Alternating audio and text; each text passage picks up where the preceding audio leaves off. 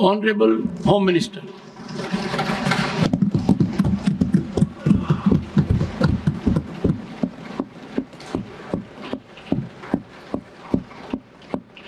सम्मान्य सभापति महोदय, सबसे पहले मैं आपके प्रति आभार का भाव प्रकट करना चाहता हूं कि इस महत्वपूर्ण चर्चा में आपने मुझे हिस्सा लेने का मौका दिया है। महोदय, ये चर्चा जो है, ये चर्चा एक और तो हमारे संविधान के कारण हमारा देश इतना कितना आगे बढ़ा, इसका जनता को एहसास कराएगी। दूसरी ओर हमारे संविधान की मूल भावनाओं के कारण ही 75 साल में लोकतंत्र के मूल पाताल तक गहरे गए हैं, इसका भी एहसास होता है। और तीसरी ओर ये भी मालूम पड़ता है, जब संविधान की भावनाओं को दरकिनार कर कर कोई अपने लिए संविधान को तोड़ मरोड़ कर आगे चलने का प्रयास करता है, तो किस प्रकार के अकस्मात और किस प्रकार की दुर्घटनाएं होती हैं।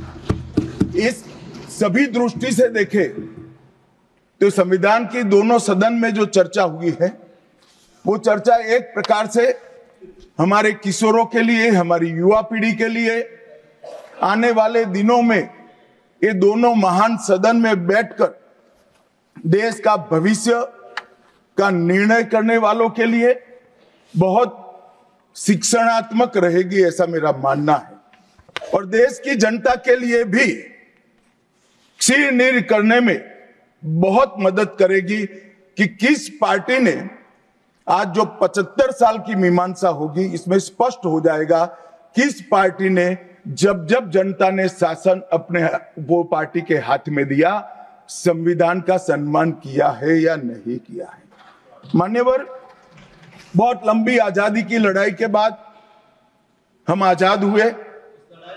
जब हम आजाद हुए तब दुनिया भर के कई राजनीतिक पंडितों ने कई आगाहियां की थी कि ये देश बिखर जाएगा, शायद बन ही नहीं पाएगा। कुछ लोगों ने ऐसी आगाही की थी कि यहां डेमोक्रेटिक वैल्यू प्रस्तापित हो ही नहीं पड़ सकते, एकता हो ही नहीं सकती, और ये देश आर्थिक रूप से कभी भी आत्मनिर्भर नहीं हो पाएगा। और आज जब 75 साल के समय के बाद, संविधान को स्वीकार करने के बाद पीछे मुड़कर देखते हैं, तो सरदार पटेल का मैं अब धन्यवाद करना चाहता हूं कि सरदार साहब के अथक परिश्रम के कारण आज देश एक होकर मजबूती से दुनिया के सामने खड़ा। मान्यवर, जो कहते थे लोकतंत्र इस देश में सफल नहीं होगा, मैं वो सभी लोगों को इस सदन के माध्यम से कहना चाहता हूं कि 75 साल हो गए, हमारे साथ भी पास पड़ोस में, दुनिया भर में कई लोग आजाद हुए, नई शुरुआत की, वहां कई बार अकस्मात हुए, लोकतंत्र सफल नहीं हुआ। हमारा लोकतंत्र आज पाताल तक गहरा पहुंचा है। अनेक परिवर्तन रक्त की एक बूंद बहाए बगैर हमने करे हैं, और विचारधाराओं के आधार पर भी परिवर्तन करे हैं।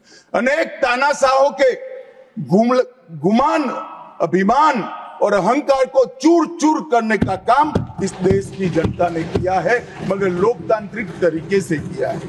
और मान्यवर, जो कहते थे कि हम आर्थिक रूप से आत्मनिर्भर नहीं हो पाएंगे, उनको भी हमारी जनता ने, हमारे संविधान की खूबसूरती ने जवाब दिया है।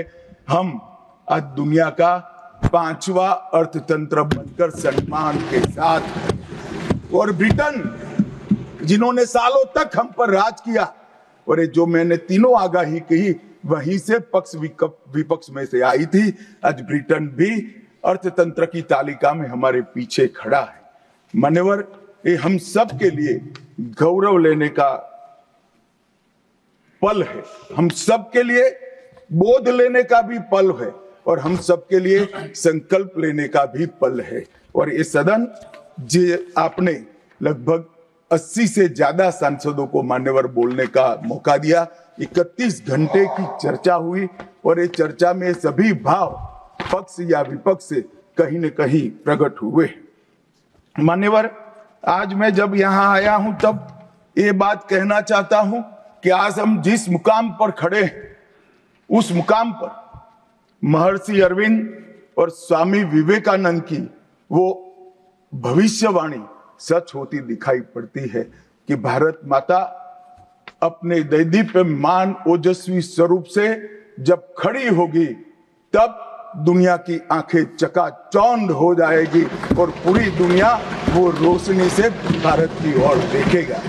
वो दिन सच होगा, इसके नजदीक काफी मजल हमने काट ली है। मान्यवर, हमारा संविधान सभा की रचना और संविधान की रचना की प्रक्रिया, ये तीनों एक प्रकार से समग्र विश्व के सभी संविधानों में अनूठे हैं, अलग प्रकार के रहे हैं। हमारे यहां दुनिया का सबसे ज्यादा विस्तृत लिखित संविधान चर्चा के सभी हमारे पारंपरिक लक्षणों को पार करते हुए हमने किया।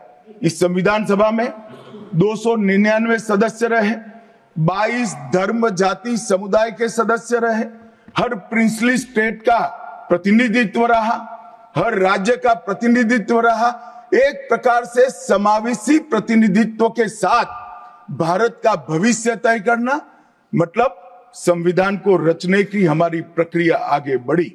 2 वर्ष 11 माह और 18 दिन तक अहर्निश चर्चा चलती रही, विस्तृत चर्चा चलती रही। देश के भविष्य, देश चलाने के नियम और देश की परंपरा को समाहित करते हुए देश को आगे ले जाने का संकल्प इतनी विस्तृत चर्चा के बाद बना।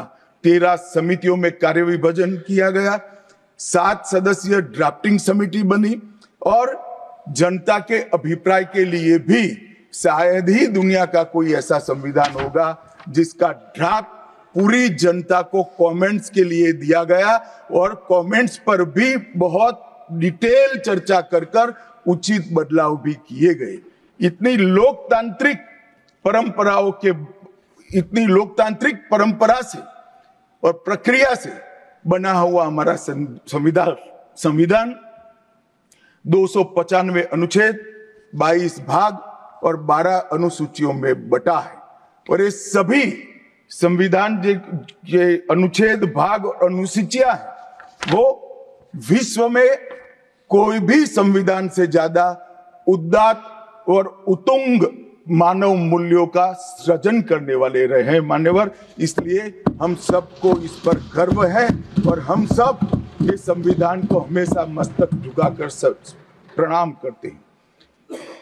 मैं एक विशेष उल्लेख करना चाहूंगा मान्यवर, नंदलाल बोस जो गुरुवर टैगोर के अंतेवासी थे, बहुत बड़े कलाकार थे।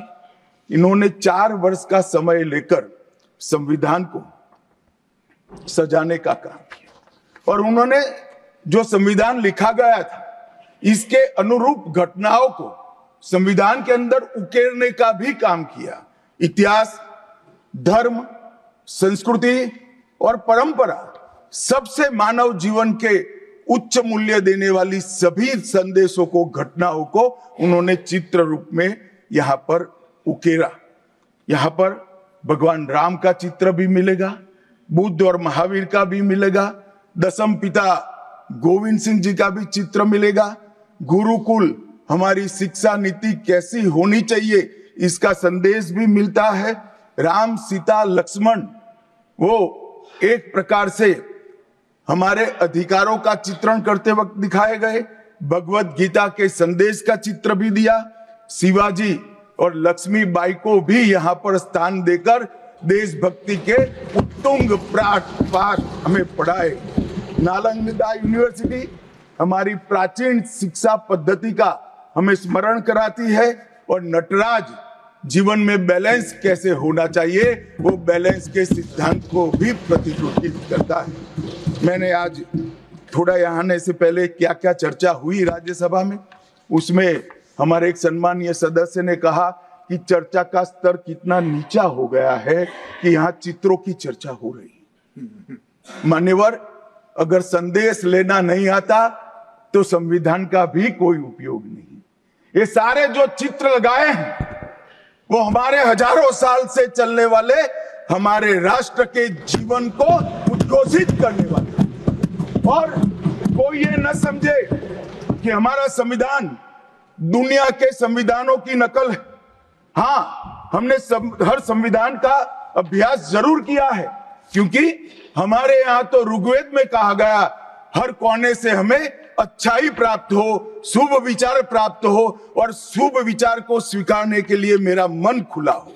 मान्यवर, हमने सबसे अच्छा लिया है, मगर हमारी परंपराओं को नहीं छोड़ा है। पढ़ने का चश्मा अगर विदेशी है तो संविधान में भारतीयता कभी नहीं दिखाई देती। और मैं मानता हूं कि जिसने भी संविधान को सिर्फ शब्दों में छापा है और चित्रों को निकाल दिया है, उन्होंने संविधान की भावनाओं के साथ छल किया है। चित्र बगैर का संविधान अधूरा संविधान।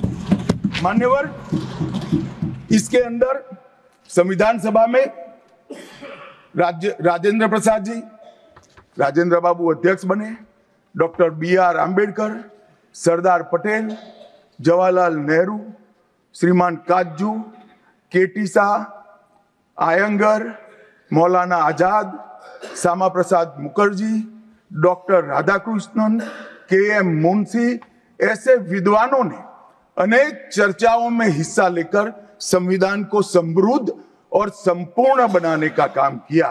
परंतु इतना ही नहीं, संविधान सभा के जो सदस्य थे, इसके अलावे भी विवेकानंद, महर्षि अरविंद, महात्मा गांधी, गोपाल कृष्ण गोखले, तिलक महाराज, वीर सावरकर, लाला लजपत राय और राष्ट्र, लोकतंत्र और हमारी परंपराओं में उच्च मूल्यों को स्थापित करने वाले हर महापुरुष की भावनाओं का ये महापुरुष ने उल्लेख कर कोई न कोई सिद्धांत को प्रस्तापित किया है। मान्यवर, जब इतने सारे मनुष्यों का अच्छा विचार जिस संविधान में हो, उसको सफल होना ही था।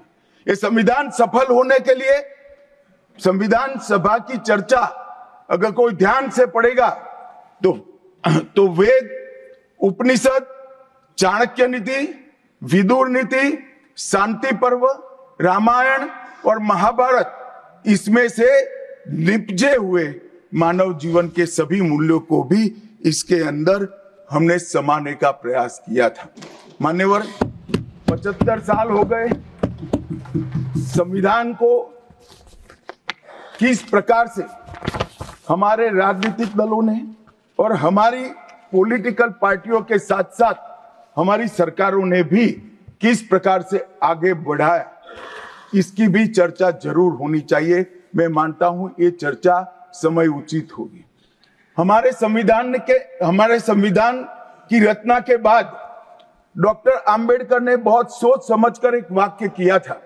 मैं आंबेडकर जी के वाक्य को सदन के सामने प्रस्तुत करना चाहता हूं।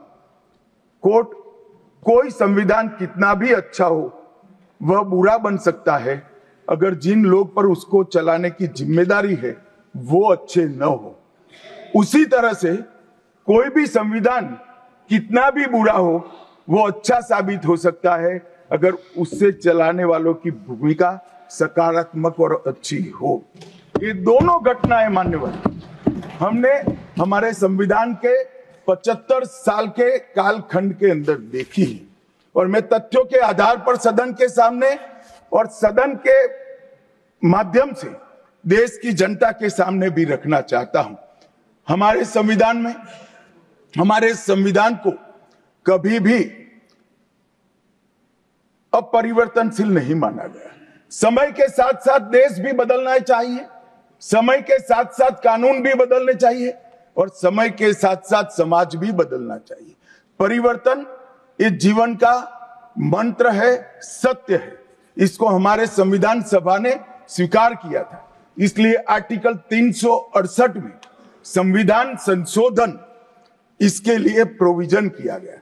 अभी कुछ राजनेता आए हैं, 54 साल की आयु में अपने आप को युवा कहते हैं और ये घूमते रहते हैं, संविधान बदल देंगे, संविधान बदल देंगे, संविधान बदल देंगे। मैं उनको समझाना चाहता हूं कि संविधान बदलने का प्रोविजन, संविधान के प्रावधानों का बदलने का प्रोविजन अनुच्छेद 368 के अंदर संविधान में ही है। और मैं आज फिर से एक बार कहना चाहता हूं, थोड़ा ज्ञानवर्धन भी हो जाए किसी का। भाजपा ने 16 साल राज किया, मान्यवर 6 साल अटल जी ने किया, 10 साल मोदी जी ने किया और 5 साल और मोदी जी करें। एक प्रकार से 16 साल हमने शासन किया। 16 साल में हमने 22 बार संविधान बदला, संविधान के अंदर परिवर्तन की। और कांग्रेस ने 55 साल करा और 55 साल में 77 परिवर्तन कांग्रेस ने भी किए, कांग्रेस के शासन में भी हुए। अब भारतीय जनता पार्टी और कांग्रेस दोनों ने परिवर्तन किए। ये परिवर्तन का टेस्ट कैसा था, किस प्रकार से किए गए? संवैधानिक प्रक्रिया से भी परिवर्तन होते हैं और संविधान को तोड़ मरोड़ कर फॉर्मेलिटी कर भी परिवर्तन कर सकते हैं। परिवर्तन करने का उद्देश्य क्या था, क्या हासिल करना था? क्या हमारे लोकतंत्र को मजबूत करने के लिए परिवर्तन किए गए? क्या हमारे जिनको अधिकार नहीं है ऐसे लोगों को समकक्ष अधिकार लेने के लिए परिवर्तन किए गए, या अपनी राज्य सत्ता को टिकाने के लिए परिवर्तन? इस पर से ही पार्टी का कैरेक्टर, पार्टी के चलने की पद्धति और पार्टी का संविधान में विश्वास, ये सबको मालूम पड़ता है। मैं ज्यादा संविधान के संशोधन में नहीं जाऊंगा मान्यवर। दोनों प्रमुख दलों के 4 संविधान संशोधन को मैं लेना चाहूंगा। पहला संशोधन हुआ 18 जून 1951 में।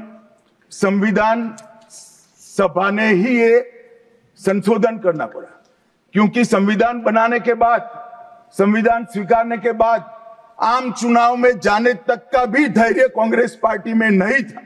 अभी लोकसभा नहीं बनी थी, अभी राज्यसभा नहीं बनी थी और संशोधन लेकर आए। अब उसका उद्देश्य क्या था? 19A जोड़ा गया। 19A जोड़ा गया, वो किस लिए जोड़ा गया?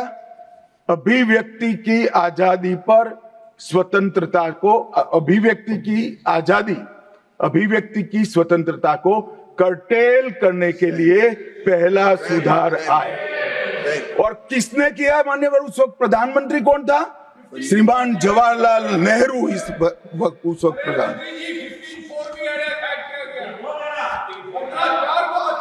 आप बता चुके। अब मान्यवर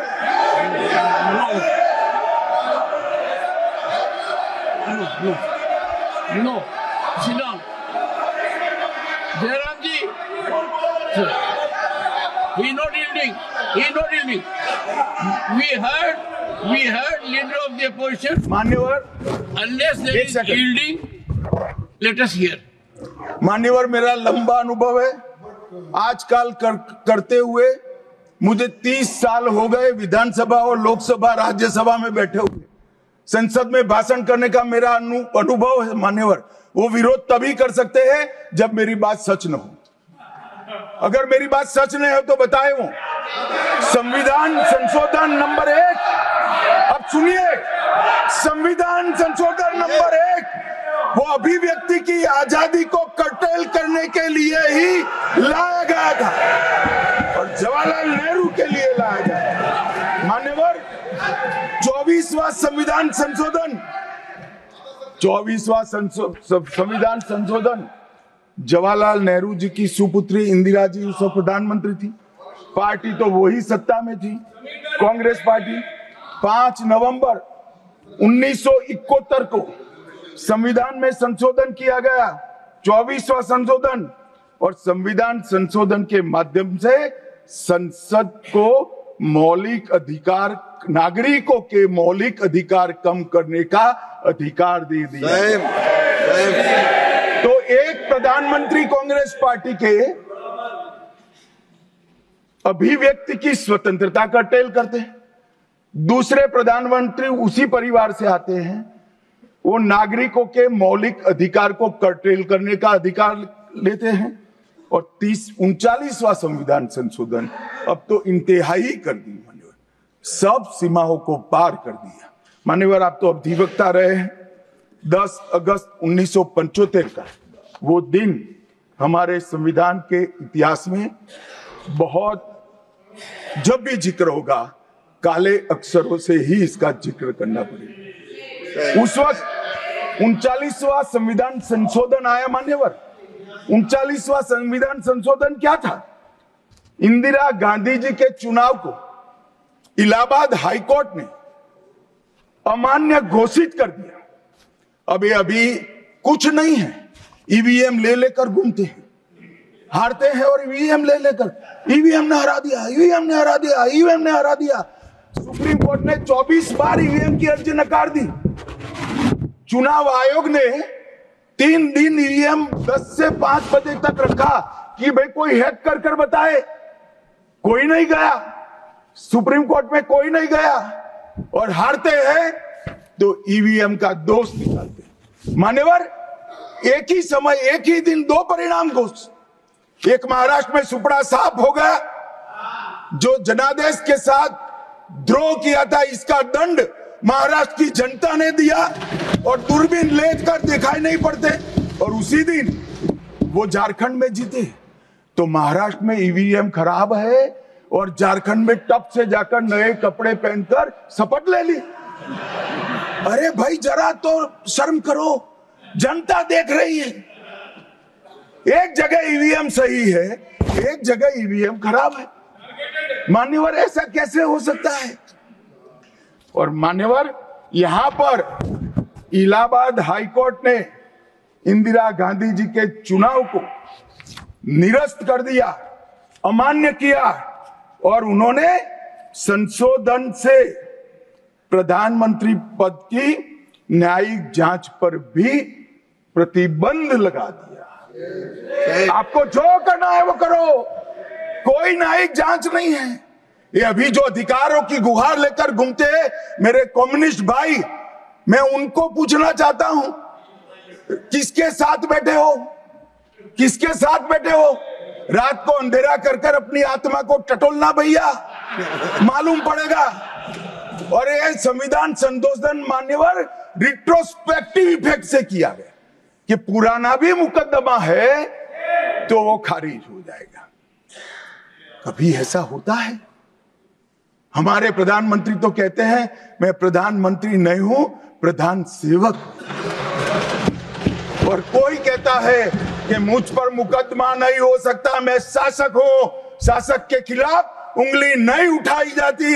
भले संविधान ने अधिकार दिया, वो अधिकार हम समाप्त कर देते हैं। और मान्यवर, ऐसे ऐसे सुधार किए हैं। मान्यवर, उस वक्त भी श्रीमती इंदिरा गांधी थी और 42वां संविधान संशोधन आया। मान्यवर, अभी सुबह दूसरे सदन में 1 नेशन 1 इलेक्शन का बिल पेश हो रहा था। सारी कांग्रेस पार्टी और इनके साथी दल लोकसभा को, विधानसभा और लोकसभा का कार्यकाल बदलने का अधिकार नहीं। मैं सुन रहा था, है नहीं है तो जब बिल आएगा तब चर्चा करेंगे। परंतु भाई, आपने क्या किया? 42वें संशोधन से 3 जनवरी को लोकसभा और राज्य की विधानसभाओं का सामान्य कार्यकाल 5 वर्ष से बढ़ाकर 6 साल कर दिया। क्यों किया? कि अभी चुनाव होगा तो हम हार जाएंगे, इसलिए लोकसभा को ही लंबा कर दो। इतनी निर्लज्जता के साथ विश्व में कोई संविधान संशोधन नहीं हुआ होगा। मान्यवर, दूसरा, कुछ कानून पारित करने थे। सदस्य उस वक्त ज्यादा विरोध तो कर नहीं सकते थे, मगर विरोध करने का नया तरीका कुछ कांग्रेस में, जिसमें हिम्मत थोड़ी बची कुची थी, इन्होंने कहा एब्सेंट रहने लगे तो क्वारम नहीं होता था। तो फरवरी 1 को संविधान संशोधन किया कि संसद और राज्यसभा में क्वारम की आवश्यकता नहीं है। वाह, 5 लोग भी है तो चला लो भाई। इसके बाद राष्ट्रपति शासन की अवधि, खड़गे साहब किया है तो सुनना पड़ेगा, हिम्मत के साथ सुनना पड़ेगा। मान्यवर राष्ट्रपति शासन की अवधि,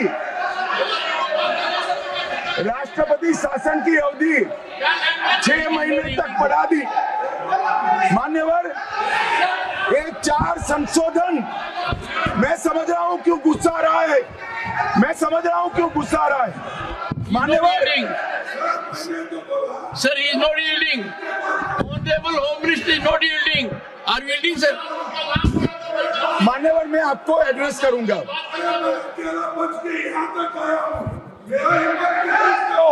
तुम तो कायर हो, मान्यवर, तुम लड़ाकू हो। Okay. मान्यवर, मैं आपको एड्रेस करूंगा। Go on record. What the Honorable Home Minister said. खड़गे जी, मैं आपका बहुत सम्मान करता हूँ। आपकी हाजिरी वहां दर्ज करने के लिए कृपया बैठे, मुझे बोलने दीजिए।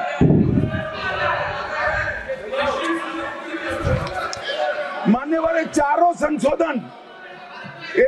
संशोधन मैं मेरी पार्टी के दफ्तर से नहीं ला सकता। ये चारों संशोधन संविधान में हुए, किसी को अदालत ने निरस्त किया, किसी को जनता पार्टी की सरकार आई तब उसको निरस्त किया, कुछ लिंगरिंग टेस्ट में रह गए, पर ये चारों संशोधन वास्तविकता है। ये 4 संशोधन से कांग्रेस पार्टी की संविधान सुधार करने की मंशा क्या है?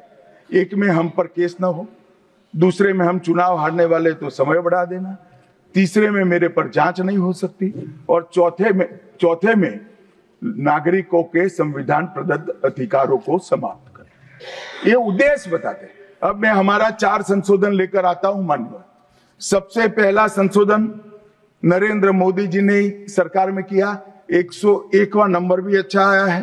101वां संशोधन 1 जुलाई 17 को हम जीएसटी को लेकर आए मान्यवर, और इस देश के अर्थतंत्र को रिदम में लाने का, कश्मीर से कन्याकुमारी और कामाख्या से द्वारका तक विशाल फैले हुए देश को जीएसटी के तहत 100 अलग अलग बिक्री करके कानूनों को समाप्त कर कर, लोगों की हालाकी खत्म कर कर एक कानून लाने का काम नरेंद्र मोदी जी ने किया, और वो लोगों की भलाई की।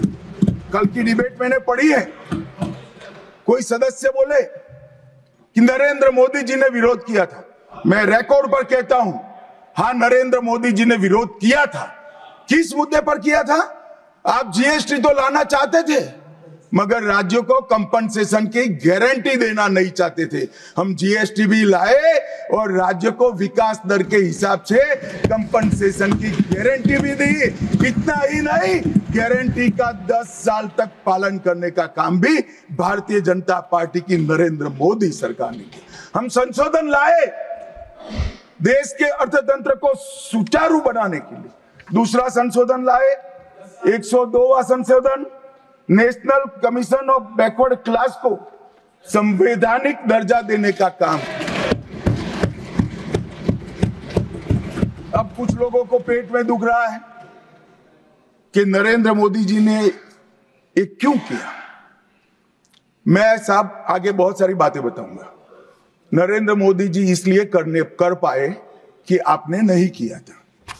अगर आप ये कर देते तो मोदी जी के तो भाग्य में ही नहीं आता। मगर साहब, पिछड़ी जातियों का कल्याण कभी भी कांग्रेस पार्टी का विश्वास नहीं रहा, मान्यता नहीं रही, नीति भी नहीं रही। भारतीय जनता पार्टी ने संविधान संशोधन पिछड़ी जातियों के कल्याण के लिए।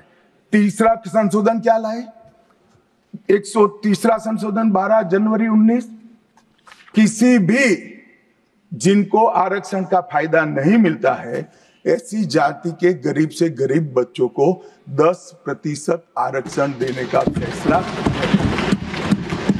गरीब कल्याण और गरीब हटाओ की बातों, गरीबी हटाओ की बातों सालों तक करी, सूद नहीं मिली। समय नहीं मिला, विचार नहीं आया। ये विचार नरेंद्र मोदी जी को आया और गरीबों को, बच्चों को 10% आरक्षण पूरे देश भर में मिला। मान्यवर 105वां संशोधन, ओबीसी की पहचान करने के लिए केंद्र के पास अधिकार थे। अब मैं बताना चाहता हूं, इतने बड़े विशाल देश में 140 करोड़ की जनसंख्या में पिछड़ी जातियों का पिछड़ापना क्या कोई एक केंद्र सरकार कर सकती है? फेडरल स्ट्रक्चर की बात करते हैं, मगर अब तक केंद्र सरकार के पास ही रहा था। नरेंद्र मोदी जी ने कहा इसके कारण पिछड़ा समाज को अन्याय होता है। आगे से ये संविधान संशोधन करने के बाद 10 अगस्त 2021 के बाद पिछड़ापन का निर्णय करने का अधिकार राज्य की सरकारों को देने का काम नरेंद्र मोदी जी। और मान्यवर सबसे अंतिम संशोधन में पांचवा कहना चाहता हूं, 106वां संशोधन, और मैं तो क्रम में बोला हूं, एक भी काटा नहीं। 101, 102, 103, 104, 105, 106 सभी के सभी जन कल्याण के लिए।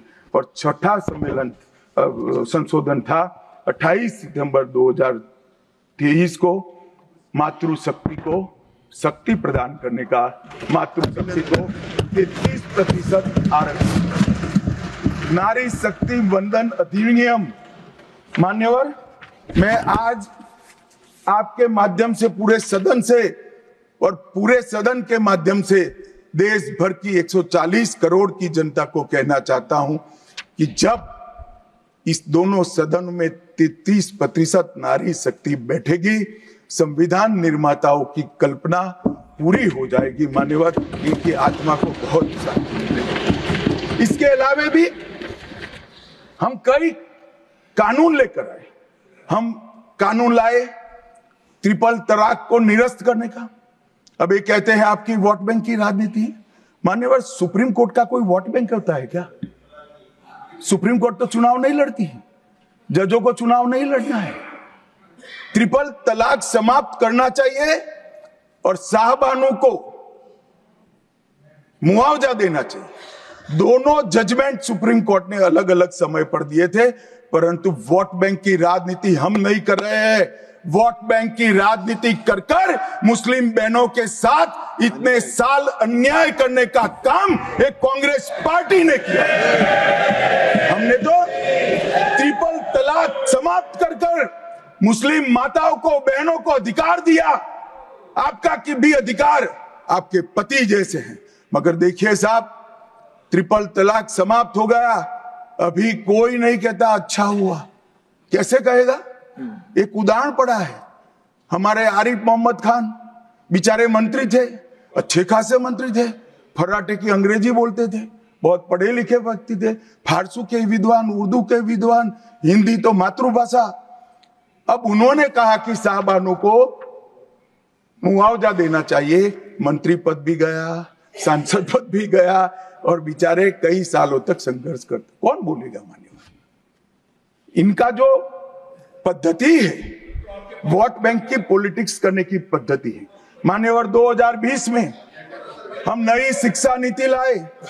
पहली शिक्षा नीति आजादी के बाद आई है जिसका विरोध कम्युनिस्ट भी नहीं कर पाए। बाकी तो शिक्षा नीति आए और कम्युनिस्ट पार्टी विरोध न करे, ऐसा कभी हो सकता है? मुझे भी बड़ा आश्चर्य होगा कि प्रकृति बदल गई है या उनका सोच बदल गया है। खैर, जो भी हुआ, फिर मुझे किसी ने बताया कि आपने इतनी अच्छी शिक्षा नीति लाए हैं कि इसका विरोध करोगे तो लोग उनका विरोध करेंगे, इसलिए विरोध नहीं किया है। मान्यवर, जम्मू कश्मीर में आरक्षण देने का संशोधन विधेयक लाए और 3 नए आपराधिक कानून भी हम लेकर आए। हमारी क्रिमिनल जस्टिस सिस्टम के 3 कानून 160 साल बाद पहले अंग्रेजों ने बनाए थे, अंग्रेजों की पार्लियामेंट में बने थे। नरेंद्र मोदी जी ने, मान्यवर नरेंद्र मोदी जी ने बीएनएस, बीएनएसएस और बीएसए के माध्यम से हमारी संपूर्ण न्यायिक आपराधिक न्याय प्रणालिका को भारतीयकरण करने का काम नरेंद्र मोदी जी। और वो कानून जो अंग्रेजों को राज टिकाने के लिए बने थे, वो कानून को समाप्त कर हमारे संविधान ने हमारे नागरिकों को जो अधिकार दिए हैं, समय पर न्याय मिलना चाहिए। इसका करने का काम नरेंद्र मोदी जी ने किया। इस देश को गुलामी की मानसिकता से आजाद करने का काम कई सालों के बाद अगर किसी ने किया तो हमारे नेता नरेंद्र मोदी ने किया। और आप तो कई साल तक, अटल जी की सरकार आई, कई साल तक बजट शाम को 5:30 बजे रखते थे। क्यों शाम को 5:30 बजे रखते थे? क्योंकि इंग्लैंड की रानी के घड़ी में उस वक्त 11 बजते थे। आजादी के इतने सालों तक अंग्रेज की रानी के घड़ी से बजट रखने की आदत थी, वो भी किसी ने बदला तो भारतीय जनता पार्टी ने बदला, अटल बिहारी वाजपेयी। मान्यवर, संविधान के सम्मान की बहुत बातें हुई, मगर संविधान का सम्मान सिर्फ बातों में नहीं होना चाहिए, कृति में भी होना चाहिए, कर्तृत्व में भी होना चाहिए और कल्पना में भी होना चाहिए। जब कृति में नहीं है, कर्तृत्व में नहीं है, तो कल्पना में आ ही नहीं सकता। अभी मैंने इस चुनाव में अजीबोगरीब नजारा देखा मान्यवर, अजीबोगरीब नजारा था। आज तक इतने साल चुनाव हुए, किसी ने आम सभाओं में संविधान को लहराया नहीं। संविधान को लहराकर, झूठ बोलकर जनादेश लेने का कुत्सित प्रयास कांग्रेस पार्टी के नेताओं के माध्यम से। मान्यवर, संविधान लहराने का मुद्दा नहीं है, संविधान बहकाने का मुद्दा नहीं है। संविधान विश्वास है, संविधान श्रद्धा है, संविधान को सम्मान करने का। मान्यवर, वो नरेंद्र मोदी जी को, और लोकसभा में तो किसी को मालूम नहीं पड़ा।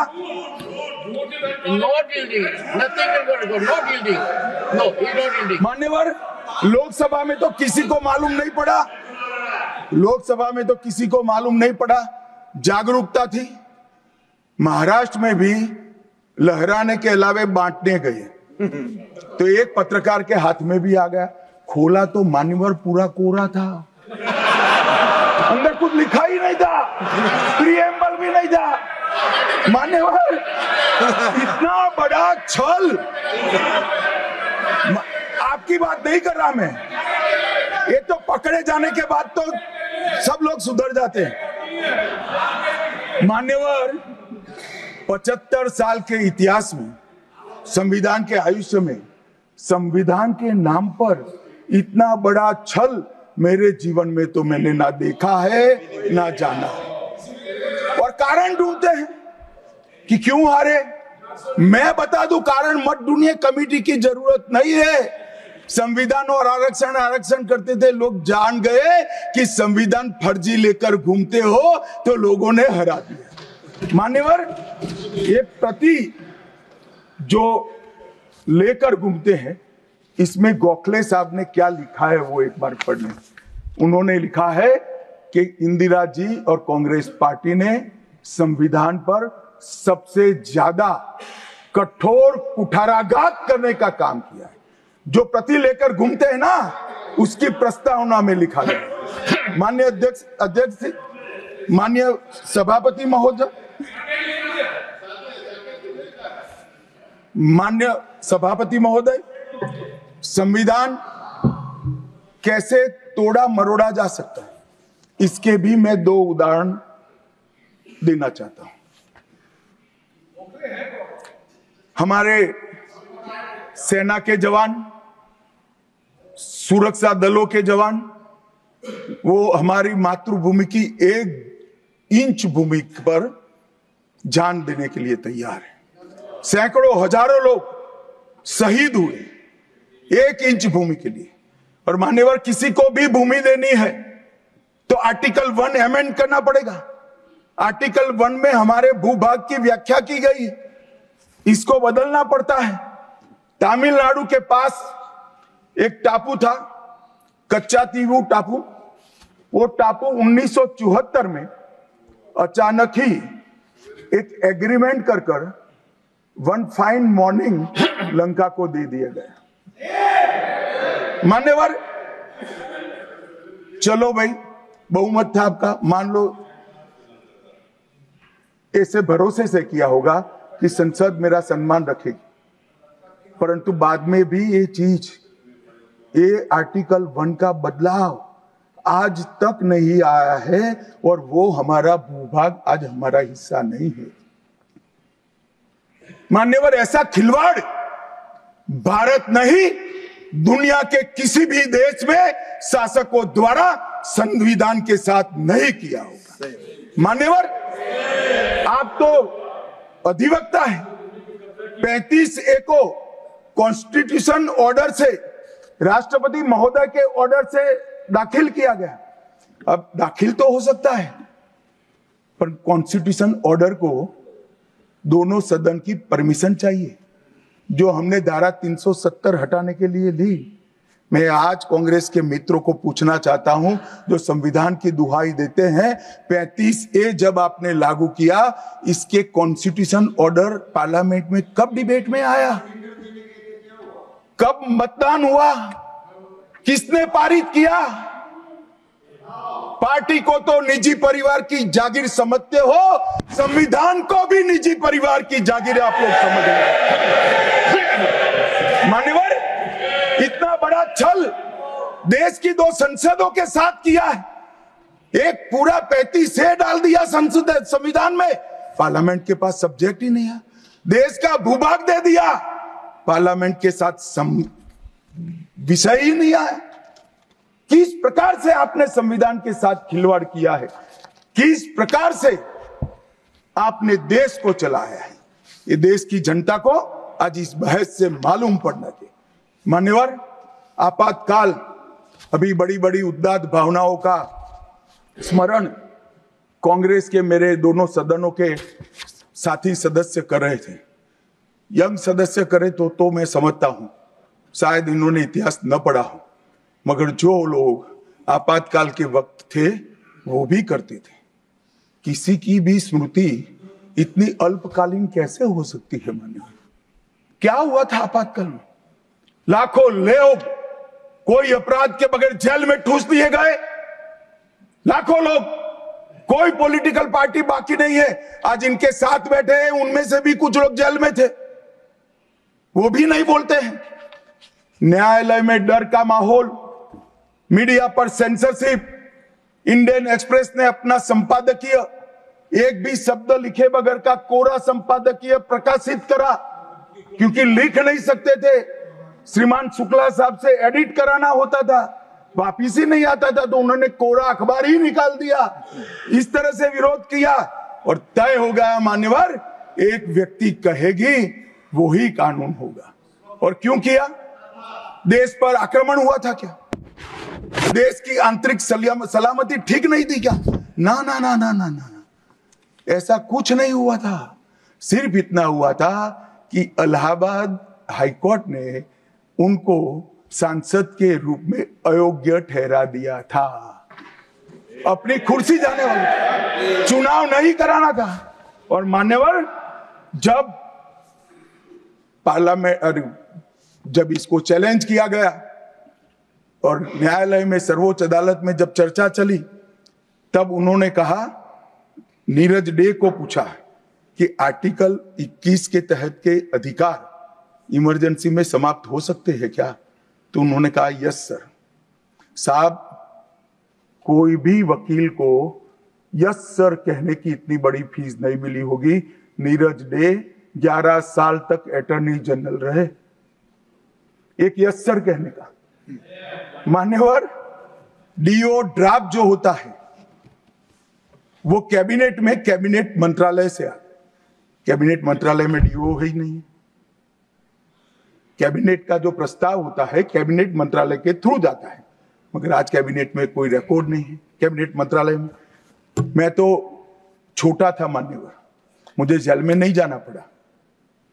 मेरी आयु होती तो मेरा भी सौभाग्य होता, पूरे 19 महीने इसके विरोध में मैं जेल में रहना पसंद करता, परंतु मैं छोटा था।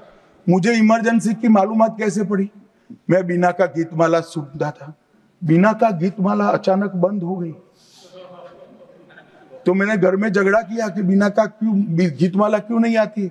मेरे पड़ोस वाले चाचा ने कहा किशोर कुमार के साथ इंदिरा जी का झगड़ा हो गया है, बिना का गीतमाला में किशोर कुमार का आवाज नहीं आना चाहिए।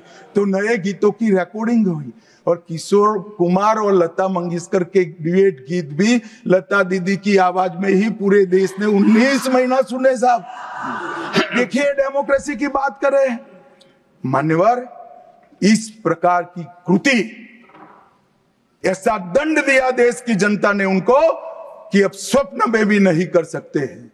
ऐसी कृति कोई न करे, इसलिए ये बहस जरूरी है। और मान्यवर, हम तो संविधान का सम्मान करते हैं। नरेंद्र मोदी जी ने संविधान दिन मनाने की बात रखी तो एक वरिष्ठ कांग्रेसी नेता ने कहा क्या जरूरत है संविधान दिन की, 26 जनवरी तो है।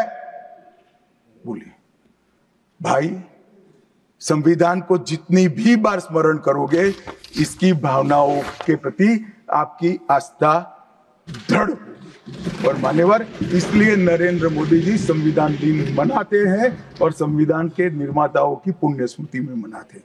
मान्यवर, उस वक्त आज ही मुझे किसी शायर ने दुष्यंत कुमार की पंक्ति भेजी है इमरजेंसी के लिए। मैं ज्यादा भाषण इमरजेंसी पर करना नहीं चाहता, परंतु मैं जरूर कहना चाहूंगा। दुष्यंत कुमार की पंक्ति है, एक गुड़िया की कई कठपुतलियों में जान है, एक गुड़िया की कई कठपुतलियों में जान है। आज शायर ये तमाशा देखकर हैरान है।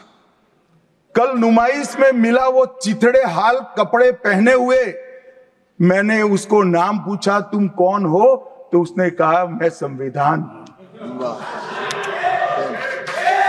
दुष्यंत कुमार जी की कविता है मान्यवर, इंदिरा जी को समर्पित है। मान्यवर, जब संविधान बन रहा था, संविधान के हर आर्टिकल पर चर्चा चल रही थी। हम आजाद हो गए थे, आजाद हुए थे, पर हमारा देश कोई नया नहीं बना था। हम तो हजारों सालों से दुनिया में सबसे चिर पुरातन संस्कृति, चिर पुरातन धर्म और चिर पुरातन समाज जीवन लेकर निकले हुए देश है। हाँ, एक कालखंड के लिए गुलाम हो गए, आजादी मिली, आगे देश कैसे चले इसका एक डॉक्यूमेंट बनाना था। तो उस डॉक्यूमेंट में चर्चा में आया कि अब देश का नाम क्या हो। अंग्रेज लिख कर गए थे इंडिया, क्योंकि वो भारत को जानते ही नहीं थे। वहां जो प्रचलन में शब्द होंगे यूरोप में, वो शब्द उन्होंने हम पर थोप दिया था और गुलामी की मानसिकता ने इसको स्वीकार भी किया था। मगर जब आजाद हुए तब इस पर चर्चा हुई और अब उस वक्त के सदस्य सेठ गोविंददास ने दरखास्त किया कि देश का नाम भारत रखना चाहिए। उस वक्त जवाहरलाल नेहरू ने कहा कि पीछे देखने की जरूरत नहीं है, भविष्य की ओर देखिए।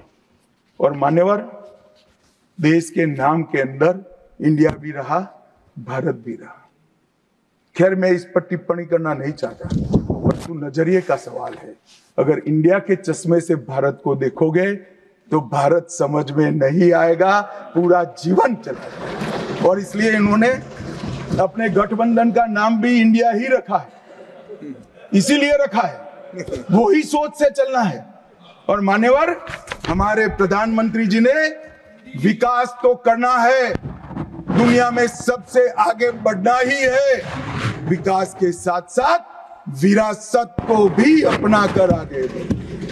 गुलामी की हर परंपरा को हम समाप्त करना चाहते हैं।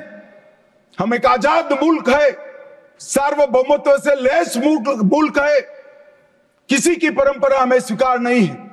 परंपरा बदलनी है तो हम बदलेंगे, नए कपड़े हर कोई पहनता है, हम भी पहनेंगे, परंतु हमारी पुरानी परंपराओं पर हमें शर्म नहीं है। और मान्यवर, क्या किया नरेंद्र मोदी जी ने? राजपथ, जो अंग्रेज सम्राट के सम्मान में नाम रखा गया था, उसका नाम बदलकर कर्तव्य पथ रखा। इंडिया गेट पर किंग पंचम जॉर्ज की मूर्ति लगी थी, मूर्ति हटा दिया, शर्म के मारे में स्थान खाली था। हमने वहां सुभाष बाबू की प्रतिमा लगा। मान्यवर, नेवी का चिन्ह जो देकर गए थे वही चलता था। हमने वीर छत्रपति शिवाजी महाराज की नेवी के चिन्ह को हमने भगवान बिरसा मुंडा की 150वीं जयंती को जनजातीय गौरव वर्ष के रूप में मनाया। राष्ट्रीय युद्ध स्मारक हमने बनाया और राष्ट्रीय युद्ध स्मारक में अमर जवान की ज्योति को विलीन करने का काम भारतीय जनता पार्टी के नेता नरेंद्र मोदी। संसद के अंदर राजा जी ने जो उदात्त भावनाएं व्यक्त की थी, जिसको जवाहरलाल जी ने भी स्वीकारा था, मगर बाद में शर्म का एहसास हुआ, सेंगोल को इलाहाबाद के म्यूजियम में भेज दिया। नरेंद्र मोदी जी ने विधिवत तरीके से सेंगोल को संसद के अंदर प्रस्तावित कर नई संसद बनाई और विश्व भर में चोरी की गई मूर्तियां, आर्टिफैक्ट्स जो थे वो 345 हजारों साल पुराने हमारे मूर्तियां और आर्टिकल्स, उसको वापस लाने के लिए हमारे विदेश मंत्रालय ने काम किया। न्यू एजुकेशन पॉलिसी, पूरा देश अंग्रेजी में चले, ऐसे षड्यंत्र चले इतने सालों तक। न्यू एजुकेशन पॉलिसी में हमने कंपलसरी कर दिया बच्चे की प्राथमिक शिक्षा मातृभाषा में होगी। मान्यवर, मातृभाषा में आईएएस आईपीएस का एग्जाम नहीं दिया जाता था, हमने वहां मातृभाषा में एग्जामिनेशन को किया। अभी तमिलनाडु के सदस्य बोल रहे थे, पहले आप जिनके साथ बैठे हो उनके शासन में तमिल में आईएएस आईपीएस का पेपर नहीं लिख सकते थे। आज तमिल मीडियम में बड़ा हुआ बच्चा गर्व के साथ देश का टॉप ब्यूरोक्रेट बन सकता है। ये व्यवस्था हमने करी। मान्यवर, अंडमान और निकोबार के द्वीप समूह का नाम जो अंग्रेज रखे थे वो छोड़कर गए थे। सुभाष बाबू ने जब अंडमान निकोबार जीता तब उन्होंने नामकरण किया था शहीद और स्वराज, उसको भुला दिया गया। आजादी के बाद फिर से अंग्रेजों का नाम वापस लाए, नया न रखो कोई बात नहीं भाई, सुभाष बाबू ने रखा निकाल दिया। हमने डंके की चोट पर सुभाष बाबू के नाम शहीद और स्वराज दोनों वापस लाने का काम किया। ल्यूटियन में रेस कोर्स रोड पर रहते थे, हमने लोक कल्याण मार्ग करा। डेलहाउसी रोड का नाम दारा सिकोह के नाम से किया और निर्मला जी ब्रीफकेस की जगह वही खाता लेकर आज जब बजट देती है तब पूरे देश भर की भारतीय संस्कृति के लोगों को आनंद होता है। मान्यवर, 1500 से ज्यादा पूरे नए कानूनों को हमने समाप्त करने का काम किया। इन्होंने अपने परिवार की प्रसिद्धि के अलावे कुछ नहीं किया। हजारों जगह पे गांधी नेहरू परिवार के नाम मिलेंगे और किसी का नहीं। सुभाष बाबू का पुतला भी हमने लगाया। मान्यवर, हमने प्रधानमंत्री संग्रहालय बनाया। जवाहरलाल जी से लेकर नरेंद्र मोदी जी के पहले जितने बने वो सभी प्रधानमंत्रियों के जीवन कवन को हमने दिखाने का काम किया। वहां पहले सिर्फ जवाहरलाल जी का मिशन, G20 की अध्यक्षता हमने की और भारतीय सांस्कृतिक और वैश्विक समन्वय को हमने प्रोत्साहित।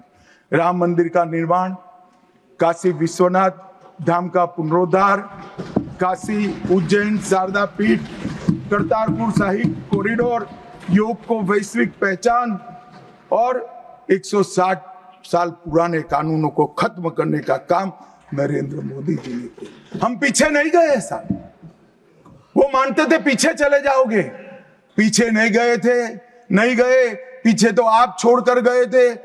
आप 14वें नंबर पर छोड़कर गए थे। अटल जी 11 पे लाए, फिर 11 से नीचे नहीं गए, देश पर बड़ा उपकार किया। मोदी जी 11वें से 5वें नंबर पर लाए और 27 में 3रे नंबर पर पहुंच गए। मान्यवर, अभी कुछ नेताओं को आरक्षण में चुनाव जीतने की फॉर्मूला दिखाई पड़ती है।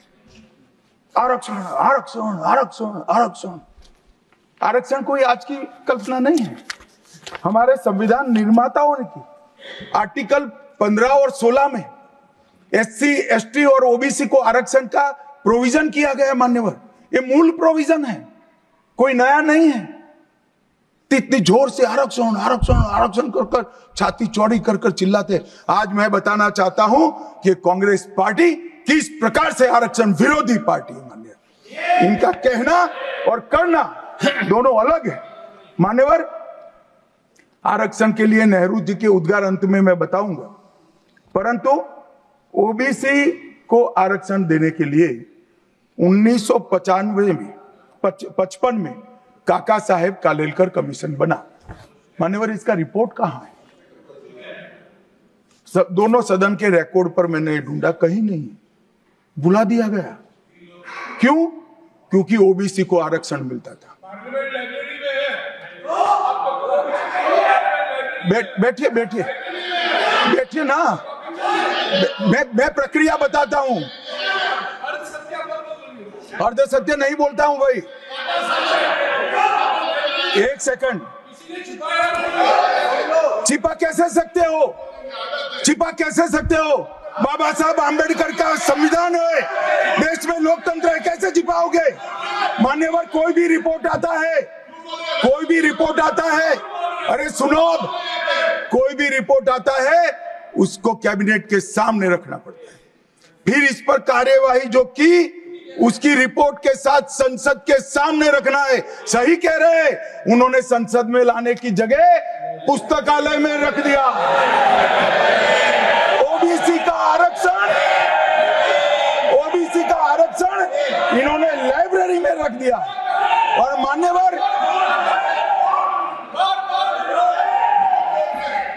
मान्यवर अगर काका साहेब कालेलकर कमीशन का रिपोर्ट स्वीकार कर लिए होते तो 1980 में मंडल कमीशन की रिपोर्ट की जरूरत ना पड़ी।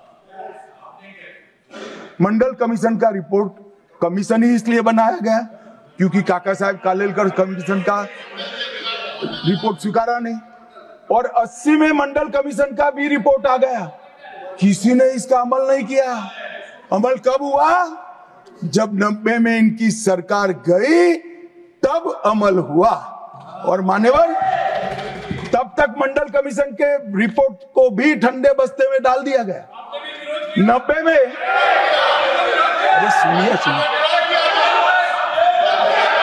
मान्यवर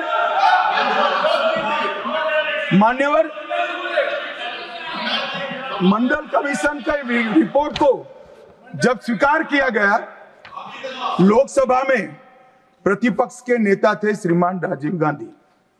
मैंने राजीव गांधी जी के सभी भाषणों को खंगाला।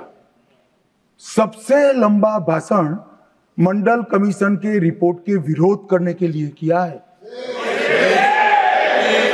और इन्होंने कहा पिछड़ों को आरक्षण देने से इस देश में योग्यता का अभाव हो जाएगा। अब ये तो आपके विचार है मान्यवर। राजीव गांधी की स्पीच भी, श्री राजीव गांधी की स्पीच भी लोकसभा के रिकॉर्ड पर पड़ी है। लाइब्रेरी में आप जाते हैं, लोकसभा की स्पीच निकलवा कर नहीं पढ़ते। जयराम जी पढ़ लीजिए एक बार। और नरेंद्र मोदी जी ने क्या किया मान्यवर? ओबीसी कमीशन को नरेंद्र मोदी जी ने मान्यता दी, पिछड़ा वर्ग का सम्मान किया, नेट, नीट, जेई उसमें ओबीसी का आरक्षण किया। और इन्होंने क्या किया? अभी भी ये तो सब नेहरू जी, इंदिरा जी और अब भी चलता रहता है। एक इन्होंने क्या किया? झूठ बोलना शुरू किया कि हम आरक्षण बढ़ा देंगे, आरक्षण बढ़ा देंगे। आरक्षण बढ़ाना चाहिए, आरक्षण 50% से ज्यादा बढ़ा। ये क्यों बढ़ाना है मैं बताना चाहता हूं मान्यवर। झूठ नहीं, असत्य, झूठ की जगह असत्य। चलिए मान्यवर, आपने भी क्रेडिट किया था। खड़गे जी की बात को स्वीकार कर लेता हूं। उन्होंने झूठ नहीं बोला, वो सत्य से परे बोले हैं, वो नहीं बोलना चाहिए मान्यवर। इन्होंने 50% से ज्यादा आरक्षण करने की वकालत की। मैं आज देश की जनता को कहना चाहता हूं कि देश के 2 राज्यों में धर्म पर आरक्षण अस्तित्व में है, धर्म के आधार पर आरक्षण, ये गैर संवैधानिक है माननीय। संविधान सभा की कोई भी डिबेट आरक्षण के प्रावधान करने वाले आर्टिकल की पढ़ लीजिए, इसमें स्पष्ट किया गया है कि कोई भी आरक्षण धर्म के आधार पर नहीं हो सकता, आरक्षण पिछड़ापन के आधार पर।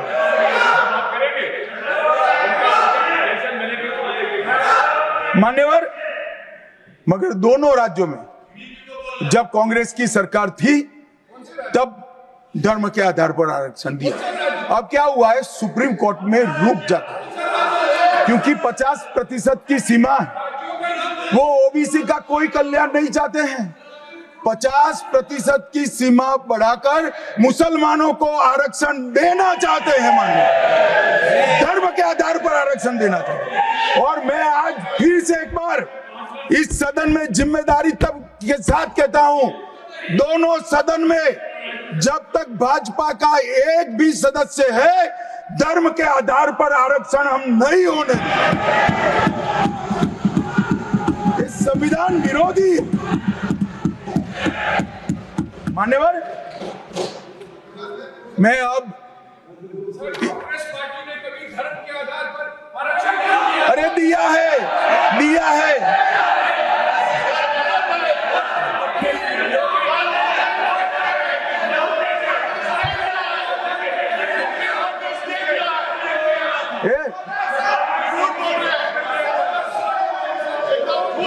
मान्यवर, इससे तो ये बच जाएंगे, मगर मैं रिकॉर्ड पर से कुछ कोट अनकोट कहना चाहता हूं जो संविधान सभा की चर्चा का रिकॉर्ड है।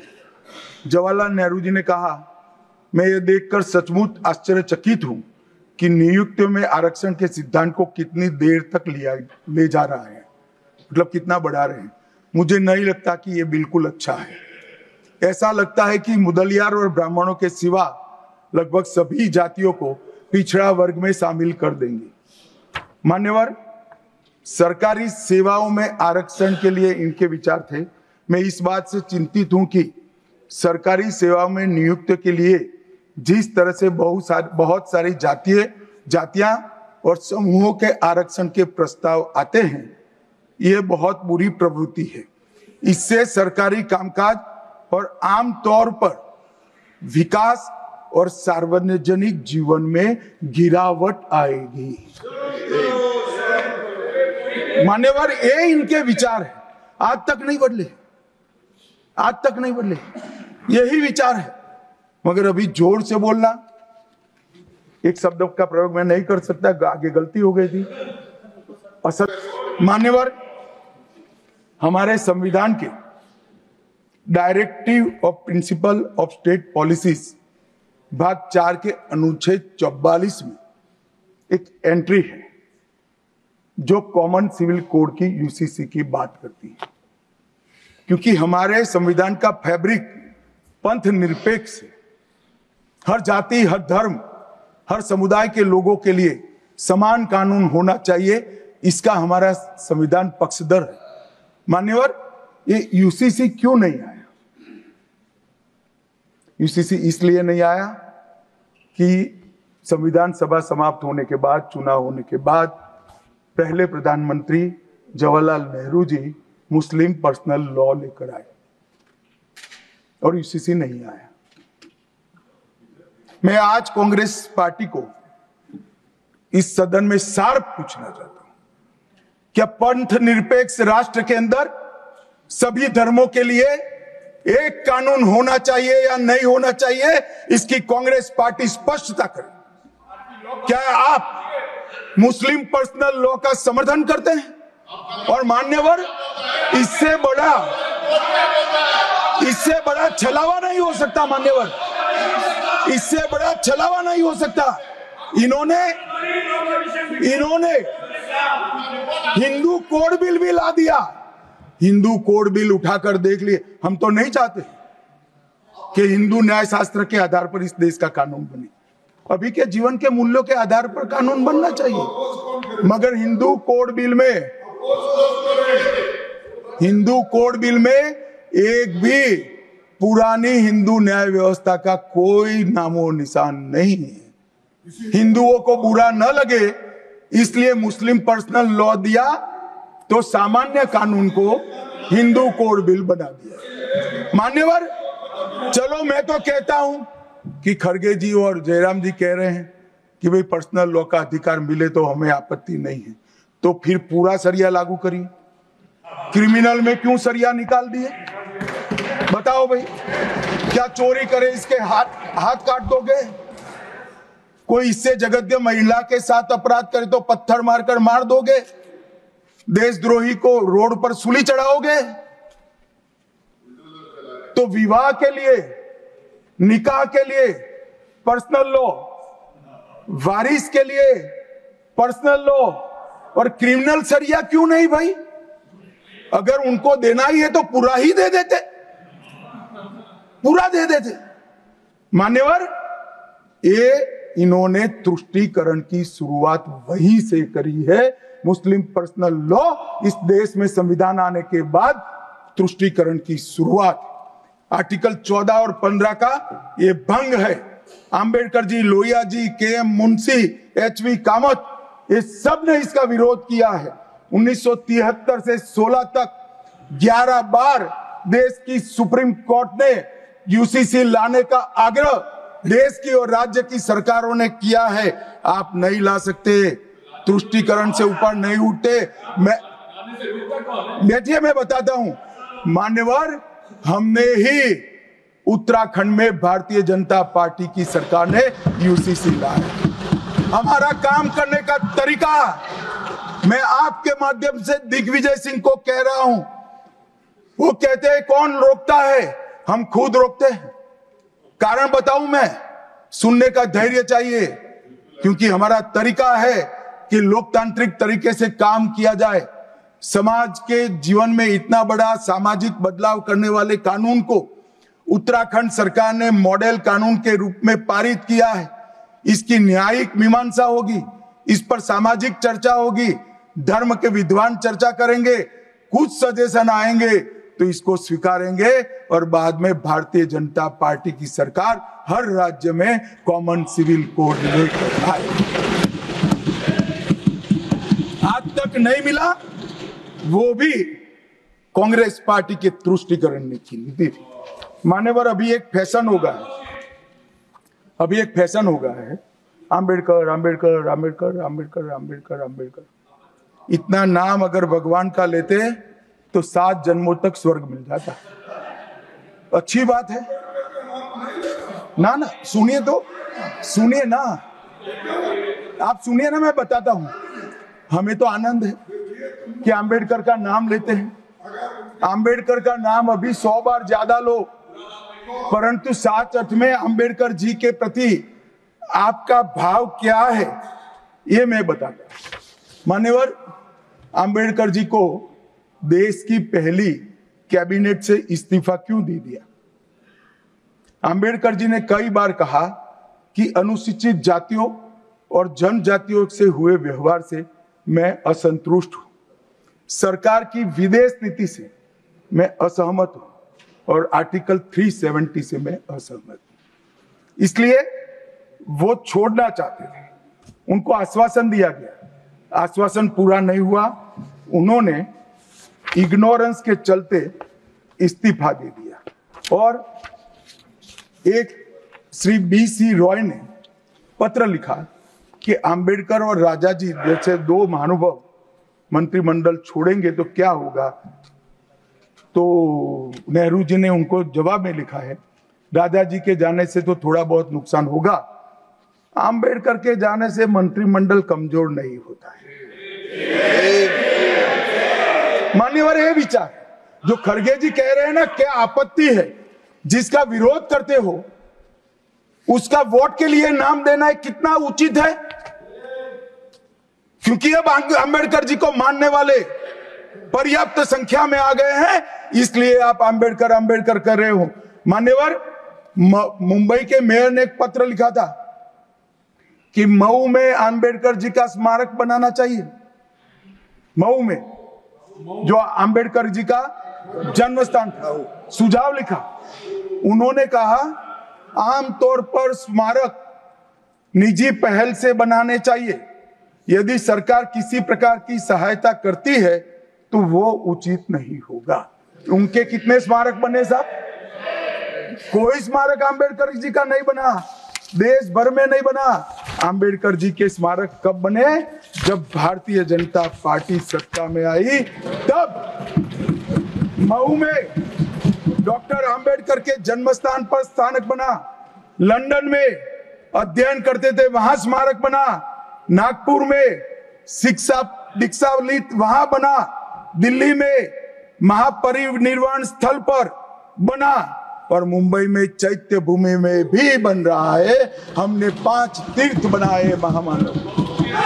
और मैं मानता हूं मान्यवर, मैं मानता हूं कि आंबेडकर जी के सिद्धांतों पर चलना नहीं और वोट के लिए उनकी गुहार लगा देना। 14 अप्रैल को राष्ट्रीय समरसता दिवस घोषित किया हमने, 26 नवंबर को संविधान दिवस घोषित किया। उस वक्त भी इसका विरोध कांग्रेस के वरिष्ठ नेताओं ने किया। मान्यवर,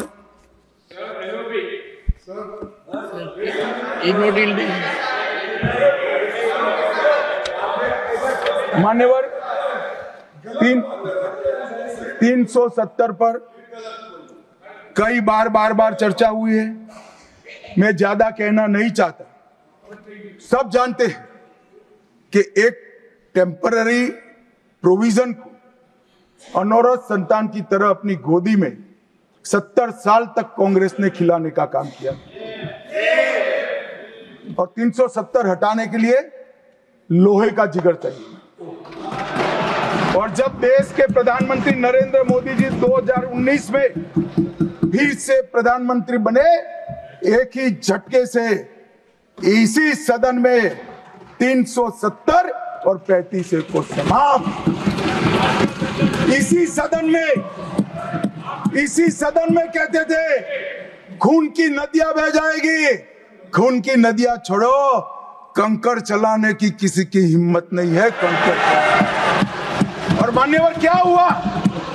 इसके बाद क्या हुआ? 35,000 पंचायत के सदस्य आजादी के बाद पहली बार चुनकर आए। 2 करोड़ 11 लाख एक वर्ष में पर्यटक आए। पत्थरबाजी शून्य हो गई। आतंकवादी घटना 92% कम हो गई। एरिया डोमिनेशन बढ़ा। 33 साल के बाद घाटी में थिएटर में रात्रि का शो चल रहा है। 34 साल के बाद ताजिया का जुलूस निकला। पहाड़ी, गुर्जर, बकरवाल और वाल्मीकि को आरक्षण मिला, और घाटी के हर घर पर हर घर तिरंगा अभियान भी चला। श्रीनगर में फॉर्मूला 4 कार रेसिंग हुई। लाल चौक पर तिरंगा शान से फहरता है, और दुनिया का सबसे ऊंचा रेलवे आर्च भी आज चिनाब नदी पर बन रहा है।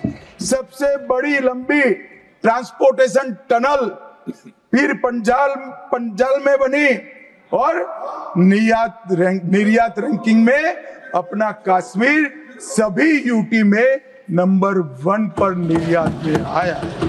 मान्यवर, 80,000 करोड़ पाकिस्तान से आए हुए विस्थापित, घाटी से भगाए गए विस्थापित और पश्चिमी पाकिस्तान से आए हुए विस्थापित को 80,000 करोड़ दिया, और 1,19,000 करोड़ का निवेश आज आ गए। मान्यवर, 370 के रहते 70 साल में 12,000 करोड़ का निवेश आया था।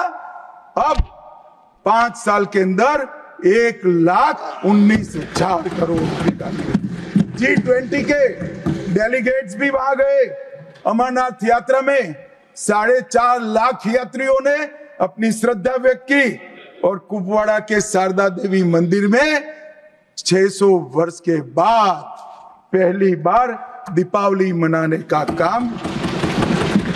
मान्यवर, ये कहते हैं 370 हटाने से क्या हुआ? मैं बताता हूं, आपकी तुष्टीकरण की दुकान बंद हो गई है। तुष्टीकरण बंद हो गई। मान्यवर, आज संविधान के आर्टिकल 124 में न्यायपालिका की व्यवस्था के लिए हमारा जिक्र है। कांग्रेस पार्टी की सरकारों ने आर्टिकल 124 की भावनाओं के साथ किस तरह से खिलवाड़ किया है, वो मैं आज सदन के माध्यम से सभी सदस्यों को और देश को बताना चाहता हूं। पहला मामला 1973 में जब संसद और सुप्रीम कोर्ट के बीच में न्यायिक पुनरावलोकन जुडिशियल रिव्यू के लेकर संघर्ष हुआ, तब उसको समाप्त कर देने का काम कांग्रेस पार्टी ने किया और इसके बाद में केशवानंद भारती ने फिर से इसको रिस्टोर किया। फैसले से नाराज होकर, फैसला तो चलो पक्ष में भी आता है, खिलाफ भी आता है, हमारे खिलाफ भी कई फैसले आते हैं, क्या कर सकते हैं, मानना चाहिए, हमारी संवैधानिक व्यवस्था है, आर्टिकल 124 कहता है। परंतु कांग्रेस ने क्या किया, 3 वरिष्ठ न्यायाधीश जस्टिस JM सेलत, KS हेगड़े और AN ग्रोवर, तीनों को प्रमोशन से महरूम कर सजा देकर चौथे न्यायाधीश को प्रमोशन देने का काम करा, जिसके कारण ये 3 सज्जनों ने अपना अपमान महसूस करते हुए संविधान की सुरक्षा के लिए इस्तीफा देकर घर पे जाना पसंद किया। ये किया है मैंने। दूसरा मामला 76 में ADM जबलपुर बनाम शिवकांत शुक्ला, ये बार बार दोहराना चाहिए, 140 करोड़ लोगों को रट हो जाना चाहिए जिससे कोई हिम्मत ना कर सके इमरजेंसी डालने की। हर बच्चे को रटाना चाहिए कि तानाशाहों को क्या करना चाहिए। मान्यवर ADM जबलपुर,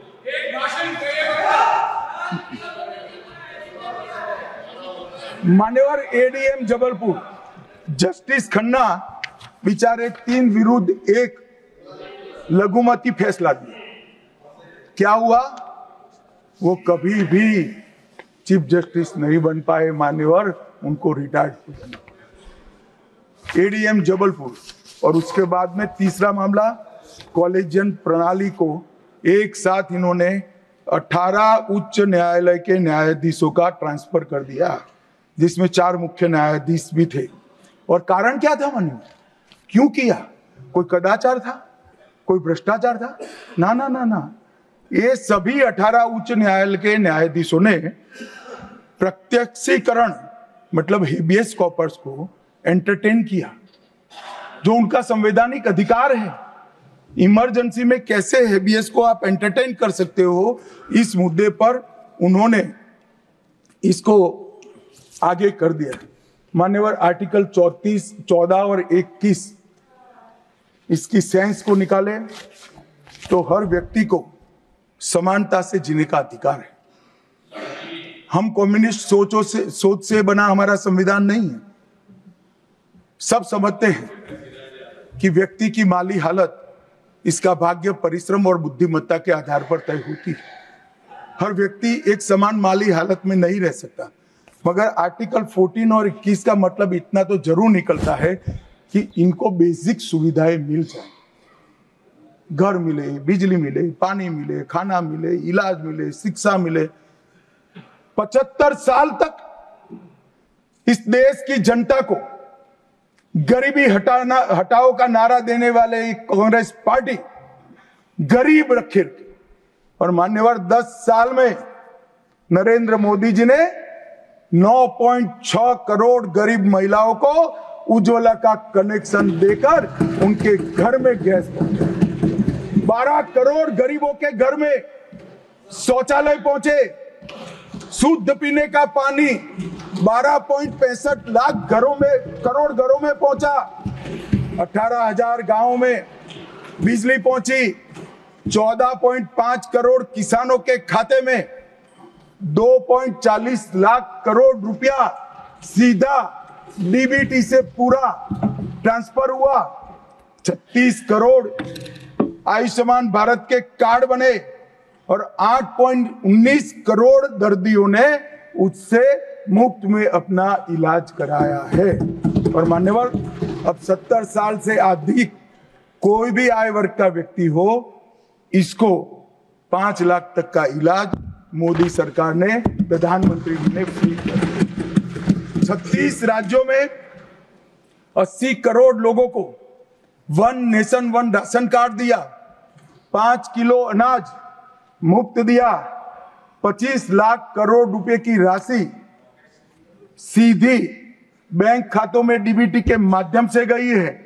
11,000 करोड़ रुपया 1 करोड़ लाभार्थी को, रेहड़ी पटरी वालों को दिया, और सबसे बड़ी बात 2 करोड़ लखपति दीदी बनाने का काम नरेंद्र मोदी। और मान्यवर विश्वकर्माओं के लिए भी काम।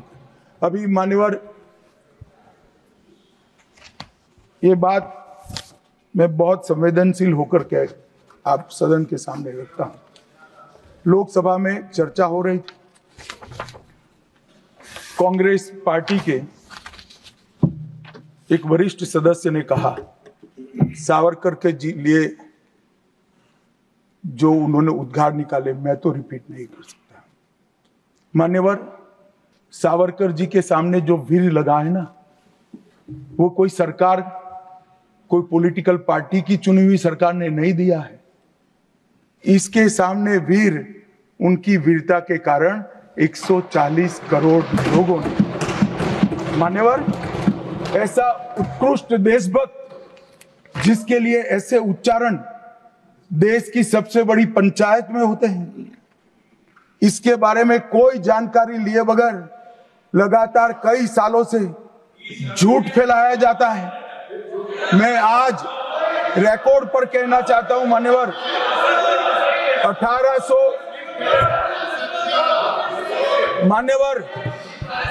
1857 से लेकर 1947 तक के स्वतंत्र संग्राम में किसी भी व्यक्ति को एक जीवन में 2 आजीवन कारावास हुए हैं तो वो वीर सावरकर।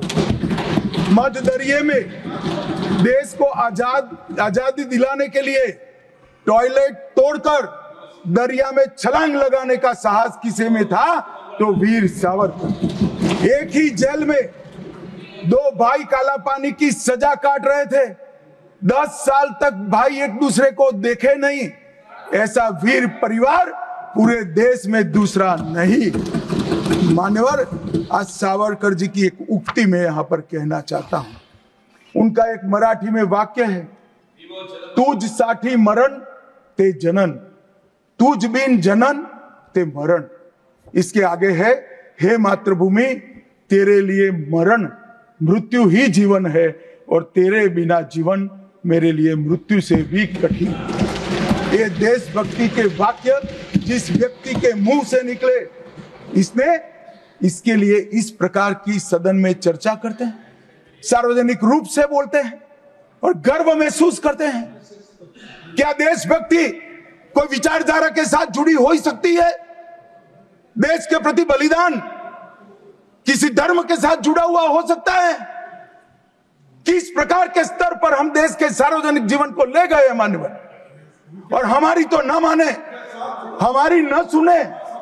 सुनिए सुनिए, आप हमारी न माने, हमारी न सुने, हमको न स्वीकारे, मगर मैं इंदिरा जी के 2 वाक्य कोट करना चाहता हूं। एक, उन्होंने 1966 में सावरकर जी के निधन पर कहा, सावरकर एक महान व्यक्ति थे, उनका नाम साहस और देशभक्ति का पर्याय है। एक महान क्रांतिकारी जिन्होंने अनगिनत लोगों से को प्रेरणा देने का काम किया, इंदिरा गांधी तत्कालीन प्रधानमंत्री। दूसरा, श्री बाखले को पत्र लिखा था कि आपका पत्र मुझे मिला, वीर सावरकर द्वारा ब्रिटिश सरकार के प्रति साहसी प्रतिरोध का हमारे स्वतंत्रता संग्राम के इतिहास में अपना एक महत्वपूर्ण स्थान। मैं भारत के इस असाधारण पुत्र की जन्म शताब्दी के लिए कोटि कोटि शुभकामनाएं देती हूं प्रधानमंत्री। भाई हमारा तो न सुनो, मगर आप इंदिरा जी का भी नहीं सुनते। और मान्यवर, आपके माध्यम से ये थी ना ना ना, सब बीच में नहीं जगह होती है। मान्यवर, मेरा आज इस चर्चा के माध्यम से देश भर के अलग अलग पॉलिटिकल पार्टी, अलग अलग विचारधारा, अलग अलग धर्म के लोगों को एक निवेदन है कि देशभक्ति, वीरता, बलिदान और समर्पण को धर्म के साथ, विचारधारा के साथ या पार्टी के साथ मत जोड़िए। जो वीर होता है वो वीर होता है, कोई भी पार्टी में जो होता है। जो देशभक्त होता है वो देशभक्त होता है, कोई भी विचारधारा का होता है। और जो बलिदान देता है वो बलिदान ही देता है, किसी भी धर्म के अंदर जन्म लिया हो। मान्यवर, ये बहुत नीचा विचार है, एक स्तर से नीचा विचार। और मैं चाहता हूं कि आज की चर्चा से देश की जनता इस प्रकार के चीजों का जवाब मांगना शुरू करे। मान्यवर, कांग्रेस पार्टी ने, हमारे संविधान ने 3 चीजों को, हर आर्टिकल का हार्द निकालेंगे तो कहीं ना कहीं इसे और जाए। 3 चीजों को हमारे संविधान ने नहीं स्वीकारा, क्योंकि हम लोकतंत्र में हैं, परिवारवाद नहीं होना चाहिए, पंथ निरपेक्ष राष्ट्र है इसलिए तुष्टीकरण नहीं होना चाहिए, और जन कल्याणकारी राज्य है इसलिए भ्रष्टाचार नहीं होना चाहिए। मुझे कई बार लगता है कि कांग्रेस पार्टी क्यों संविधान का सम्मान नहीं करती है, मगर जब ये 3 शब्द मैंने पढ़े तो मुझे मालूम पड़ा कि अगर वो संविधान की भावनाओं का सम्मान करेंगे तो तुष्टीकरण, परिवारवाद और भ्रष्टाचार तीनों को छोड़ना पड़ेगा। इसके बगैर उनका अस्तित्व टिक ही नहीं सकता। परंतु एक व्यक्ति गरीब के घर से जन्म लेकर आता है, चाय बेचने वाला बेटा, जिसकी सास पुश्तों में न आगे कोई राजनीति में है ना कोई पीछे है, एक गरीब है मान्यवर, और तुष्टीकरण को नहीं मानता है। ऐसा आदमी जब 2014 में देश का प्रधानमंत्री बना, इन्होंने देश की राजनीति को तुष्टीकरण, परिवारवाद और भ्रष्टाचार के नासूर को हमेशा के लिए। और मुझे किसी ने कहा कि अभी महाराष्ट्र और हरियाणा में हार के लिए कांग्रेस पार्टी कोई आत्मनिरीक्षण के लिए कमेटी बना रही है। कोई कमेटी की जरूरत, मेरा अच्छा खासा अनुभव है। तुष्टीकरण, परिवारवाद और भ्रष्टाचार छोड़ दो, जनता चुनकर ला देगी आपको, कुछ करने की जरूरत नहीं है।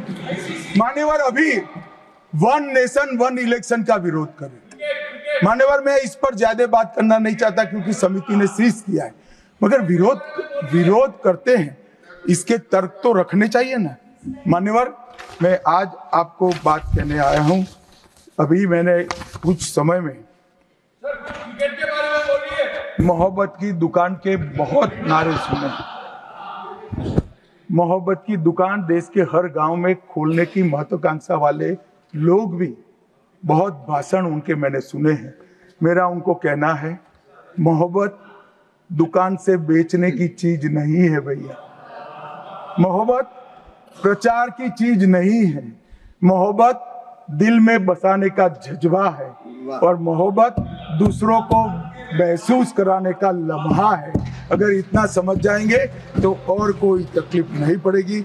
मान्यवर, अंत में मैं इतना कहना चाहता हूं कि आजादी के अमृत महोत्सव में इस देश के प्रधानमंत्री जी आजादी के अमृत महोत्सव को बहुत अच्छे तरीके से एक वेल डिजाइन मैनर में मनाने का निर्णय किया।